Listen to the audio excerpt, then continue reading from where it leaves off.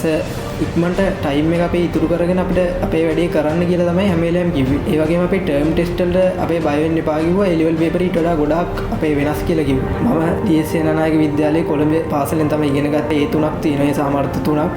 මට ඉසෙට් කෝර් එක 1.8ක් තියෙනවා. ඇත්තටම මම ජයසස් සර්කාර තමයි accounting වලට ආවේ. ඇත්තටම සර් වෙනස් accounting කියලා බ්‍රෑන්ඩ් එකක් හැදුවා. දිත්ත සටහන් හරබෙර නීතියෙන් එහාට ගිහිල්ලා අර ධනරින කියන සංකල්පයෙන් තමයි අපිට ඇත්තට ඉගෙනුවේ. ඒ වගේම සර්ගේ කෙටි ක්‍රම තිබ්බා. සර් ඇත්තටම ගොඩක් තේරෙන විදියට කට්ටියට ඉගෙනුවා. සර් ඉක්මනට ටයිම් එක අපේ ඉතුරු කරගෙන අපිට අපේ වැඩේ කරන්න කියලා තමයි හැම වෙලේම කිව්වේ. ඒ වගේම අපේ ටර්ම් ටෙස්ට් වලට අපේ බය වෙන්න එපා කිව්වා. ඒ ලෙවල් පේපර් ඊට වඩා ගොඩාක් අපේ වෙනස් කියලා කිව්වා. මට කියන්න තියෙන්නේ ඉතින් හැමෝටම මේ ජයසස් සර්ත් එක්ක එකතු වෙන්න. එකතු වෙලා ඔයගොල්ලෝගේ ජීවිතේ සාර්ථක කරගන්න ඔයගොල්ලෝ හොඳ රිසල්ට් එකක් ගන්න සර් ගොඩක් පිං. සර් දිවා රාත්‍රී නොබලා මේ ළමයි ගැන සිතලා කටයුතු කරපු නිසා තමයි ගොඩාක් ළමයි මේ තත්ත්වෙන් ඉහළටම ගියේ. සර්ගේ කැපවීම හින්දා තමයි මේ දරුවෝ ටික ගොඩ ගියේ. සර්ට පිං.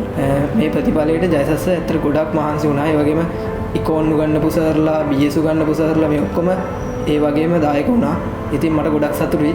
ජයසස් සර්ගේ සර්ත් එක්ක දිගටම ඉන්න අපි.